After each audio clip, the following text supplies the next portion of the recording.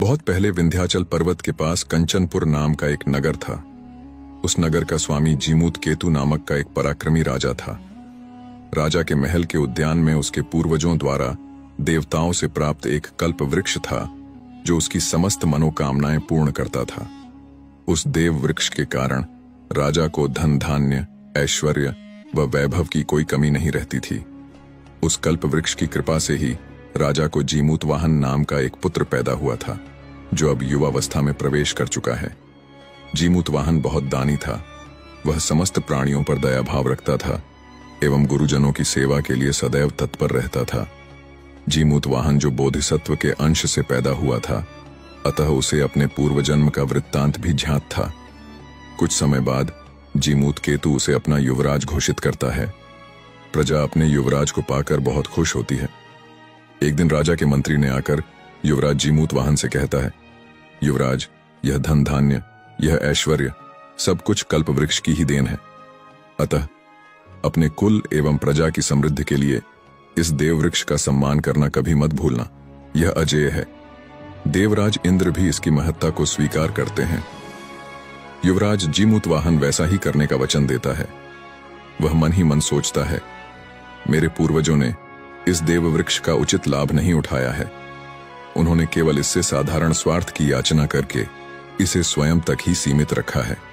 इससे न केवल पूर्वजों अपितु इस महात्मा वृक्ष का स्थान भी बहुत छोटा कर दिया है। आखिर संसार में और भी तो मानव रहते हैं। इस देव वृक्ष का उपयोग समस्त प्राणियों के कल्याण के लिए होना चाहिए। ऐसा सोचकर वह अपने पिता के पास पहुंचकर कहता है, पिताश्री, यह तो आप जानते ही हैं कि इस संसार सागर में शरीर के साथ ही समस्त वस्तुएं लहरों की झलक के समान चंचल हैं। संध्या, बिजली और देवी लक्ष्मी तो विशेष रूप से आती हैं, देखते ही देखते खत्म जाती हैं। इन्हें किसी ने रुकते हुए देखा है क्या? पिताश्री, इस संसार में एकमात्र परोपकार, पुण्य, धर्म ही लंबे समय के लिए स्थायी रहता है, जो धैर्य और यश का जन्मदाता है तथा युगों तक उसका साक्षी बना रहता है। तब फिर ऐसे छोटे सुखों के लिए हमने ऐसे देवतुल्य परोपकारी कल्प वृक्ष को व्यर्थ ही खड़ा कर रखे हों। जरा सोचिए पिताश्री, जिन हमारे पूर्वजों ने इसे मेरा है कहते हुए यही छोड़ गए हैं, आज वे कहां हैं? जबकि यह परोपकारी वृक्ष आज भी यहीं मौजूद है। तुम क्या कहना चाहते हो पुत्र? जीमूत वाहन की बात सुनकर उसके पिता भ्रमित होकर पूछता है। इस पर जीमूत वाहन कहता है, पिताश्री, यदि आपकी आज्ञा हो तो मैं मनोरथ पूर्ण करने वाले इस देव वृक्ष का उपयोग परोपकार की फल सिद्ध के लिए कर सकता हूं। पुत्र की इच्छा जानकर जीमूत केतु उसे ऐसा करने की आज्ञा प्रदान कर देता है।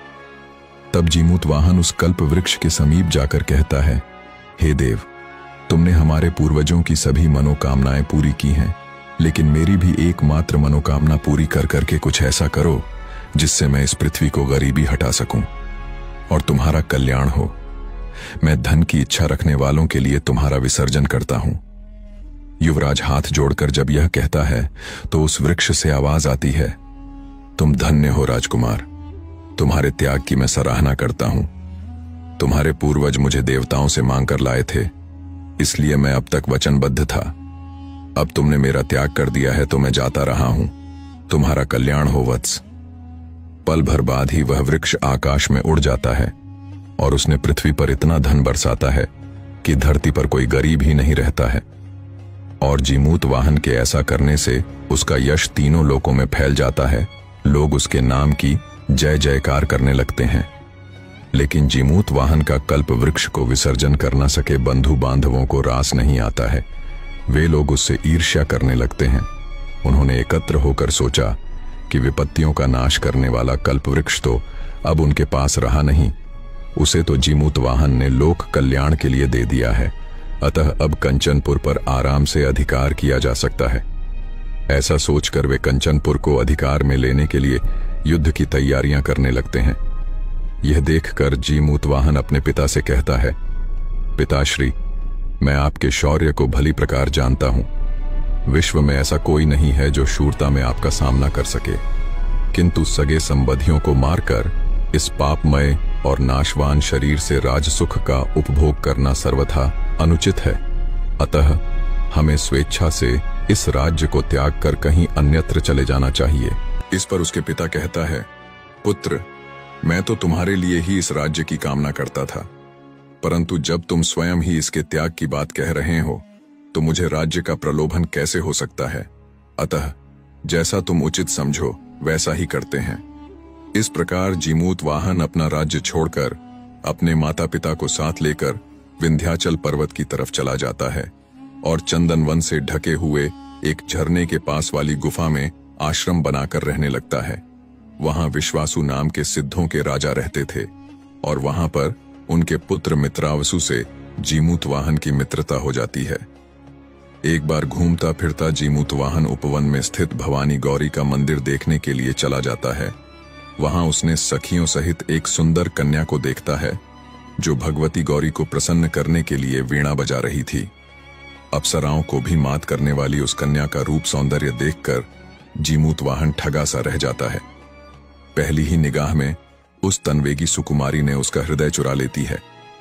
वह कन्या भी कामदेव जैसे सुंदर जीमूत वाहन को देखकर उस पर मोहित हो जाती है। वह एकटक उसी की ओर देखने लगती है, जिससे उसकी वीणा भी बेसुरी आवाज करने लगती है। जीमूत वाहन उसकी एक सखी से उस कन्या का नाम और उसका वंश पूछता है। कन्या की सखी कहती हैं कि उसका नाम मलयवती है और वह सिद्धों के राजा विश्वासु की पुत्री तथा मित्रावसु की बहन है। तब उस सखी ने जीमूत वाहन से उसका नाम एवं वंश पूछती है और यह जानने पर कि जीमूत वाहन विद्याधरों का राजा है, उसे बहुत खुशी होती है। उसने मलयवती के पास जाकर कहती हैं, सखी, विश्व में पूजे जाने योग्य महान विद्याधरों के राजा यहां पधारे हैं, तुम्हें आगे बढ़कर उनका स्वागत करना चाहिए। इस पर मलयवती चुप रहती है और लज्जावश उसके कदम आगे की तरफ उठ ही नहीं पाते हैं। तभी वह सखी जीमूत वाहन से कहती हैं, मेरी यह सखी शर्मा रही है, अतः आप मुझसे ही यह सत्कार ग्रहण करें। ऐसा कहकर उसने एक पुष्पमाला जीमूत वाहन के गले में पहना देती है। तभी एक दासी उस सिद्ध कन्या के पास आकर बताती है कि राजकुमारी, आपकी माताजी आपको याद कर रही हैं, चलिए विलंब मत कीजिए। तब मलयवती अनमने से भाव से जीमूत वाहन की ओर देखती हुई वहां से चल पड़ती है। उसके कदमों से ऐसा लग रहा था जैसे जीमूत वाहन के पास से वह विवशता में जा रही हो। जीमूत वाहन भी अपने आश्रम में लौट आता है। उसका भी मन मलयवती में रम चुका था। घर आकर मलयवती अपनी माता से मिलती है और फिर अपने कक्ष में जाकर शैया पर बैठ जाती है। उसके हृदय में चंचलता भड़क रही थी। उसकी आंखों में आंसू आ गए थे। उसकी सखियों उसके संताप से भरे सारे शरीर पर चंदन का लेप लगाती हैं और कमल के पत्तों से पंखा करती है। फिर भी न तो वह सखियों की गोद में और न भूमि पर सोकर सुकून मिल रहा था। रात भर वह सो नहीं पाती है। लज्जा के डर से उसने किसी दूत या दासी को भी जीमूत वाहन के पास नहीं भेज पाती है। उसके जीवन की आशा टूट सी रही थी। उधर जीमूत वाहन का भी लगभग वैसा ही हाल था। वह भी रात मुश्किल से व्यतीत कर पाया था।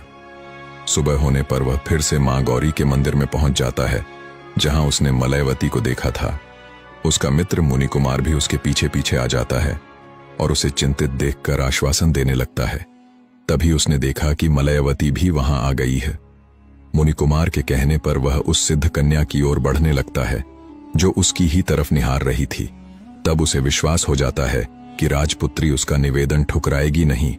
उसने फूलों की एक माला मलयवती के गले में डाल देता है। मलयवती अपनी कोमल दृष्टि से जीमूत वाहन को देखते हुए एक नील कमल की माला उसके गले में पहना देती है। इस प्रकार आपस में एक शब्द बोले बिना ही उन दोनों ने स्वयंवर विधि पूरी कर लेते हैं। तत्पश्चात वह जीमूत वाहन की ओर प्रेमपूर्ण नजरों से देखती हुई वहां से वापस चली जाती है। जीमूत वाहन भी, जिसका मन अभी भी राजपुत्री में रमा हुआ था, थके कदमों से वापस अपने आश्रम लौट आता है। अपने अपने स्थान पर पहुंचकर दोनों ही विरह वेदना से तड़पने लगते हैं।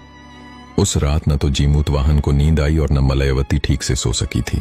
तीसरे दिन जब जीमूत वाहन बहुत व्याकुल हो जाता है, वह सोचता है कि शायद मलयवती विरह की आग में जलती हुई उससे मिलने वहां आ सकती है। वह अपने मित्र मुनि कुमार के साथ उस गौरी माता के मंदिर पहुंच जाता है। तभी मलयवती भी वहां पहुंची जाती है। माता गौरी के मंदिर में पहुंचकर आंखों में आंसू भरकर मलयवती देवी से प्रार्थना करती है, हे देवी माता, आपकी भक्ति से मैं इस जन्म में तो जीमूत वाहन को पति रूप में पा नहीं सकती हूँ, अतः आपसे प्रार्थना करती हूँ कि आप मुझे अगले जन्म में जीमूत वाहन को पति रूप में पाने का आशीर्वाद दीजिए। यह कहकर उसने अपने साथ लाई एक चादर से अपना गला घोंट ही रही थी कि तभी आकाशवाणी होती है, बेटी ऐसा दुस्साहस मत करो, विद्याधरों का राजा जीमूत वाहन ही चक्रवर्ती सम्राट बनकर तुम्हारा पति बनेगा। वह उस मुनि कुमार मित्र के साथ जीमूत वाहन भी वह आकाशवाणी सुन लेता है। वे दोनों एक वृक्ष के पीछे खड़े हुए थे। आकाशवाणी सुनकर तत्काल दोनों मलयवती के पास पहुंच जाते हैं। जीमूत वाहन के उस मित्र मुनि कुमार मलयवती से कहता है, देखो, देवी का वर सचमुच तुमको इनके रूप में प्राप्त हो गया है। तुम्हारी मनोकामना भी पूरी हो गई है। अब आपको आत्महत्या करने की कोई जरूरत नहीं है। जब मुनि कुमार ऐसा कह ही रहा था, तभी जीमूत वाहन मलयवती के पास जाकर गले से फंदा निकाल देता है। लज्जा के कारण मलयवती आंखें झुकाकर जमीन खुरचने लगती है। तभी उसे ढूंढती हुई उसकी सखी अचानक आकर प्रसन्नता पूर्वक कहती हैं, सखी, प्रसन्नता की बात है कि तुम्हारा मनोरथ पूरा हुआ। मेरे सामने ही आज कुमार मित्रा वसु तुम्हारे पिता श्री महाराज विश्वासु से यह कह रहे थे कि पिताजी, विद्याधरों के राजा के पुत्र संसार में सम्मानित और कल्पतरु का दान करने वाले जीमूत वाहन जो अतिथि रूप में यहाँ उपस्थित हैं, अपनी मलयवती के लिए उनके जैसा और वर नहीं मिलेगा। अतः आप मलयवती का विवाह उन्हीं के साथ करके कृतार्थ हो जाएं। और महाराज विश्वासु ने भी कुमार की बात स्वीकार कर ली है, इसलिए अब निश्चित है कि तुम्हारा विवाह जीमूत वाहन के साथ ही होगा। अतः अब तुम अपने घर चलो और जीमूत वाहन भी अपने स्थान को चले जाएं। उस सखी के ऐसा कहने पर हर्ष और उत्कंठा से युक्त राजकुमारी बार बार मुड़ मुड़ कर देखती हुई वहां से चली जाती है। जीमूत वाहन भी अपने आश्रम की तरफ चला जाता है। जीमूत वाहन को पहले से अपने पूर्व जन्म का स्मरण था। उसने मित्रावसु को बतलाया कि पूर्व जन्म में भी मित्रावसु उसका मित्र था और उसकी बहन उसकी पत्नी थी। अनंतर मित्रावसु ने प्रसन्न होकर जीमूत वाहन के पिता को यह खत भेजता है, जिससे वे संतुष्ट होते हैं। तत्पश्चात अपने लक्ष्य में सफलता पाने वाले मित्रावसु ने जाकर अपने माता पिता से भी यह संवाद कहता है, तो उन्हें भी प्रसन्नता होती है। उसी दिन मित्रावसु जीमूत वाहन को अपने घर ले जाता है और अपनी क्षमता तथा वैभव के अनुसार आनंद उत्सव की व्यवस्था करने लगता है। उसने उस शुभ दिन में विद्याधरों के स्वामी जीमूत वाहन के साथ अपनी बहन मलयवती का विवाह कर देता है। बाद में जीमूत वाहन की इच्छा पूरी हो जाती है और अपनी नवविवाहिता पत्नी के साथ कुछ दिन वहीं रहता है। एक बार सहज कौतूहल से मित्रावसु के साथ घूमता हुआ जीमूत वाहन समुद्र तट के निकट एक वन में पहुंच जाता है। वहां हड्डियों के बड़े से ढेर को देखकर उसने मित्रावसु से पूछता है कि हड्डियों के ये ढेर किन प्राणियों के हैं। तब मित्रावसु ने दयालु जीमूत वाहन से कहता है, सुनो, मैं इसका सारा वृत्तांत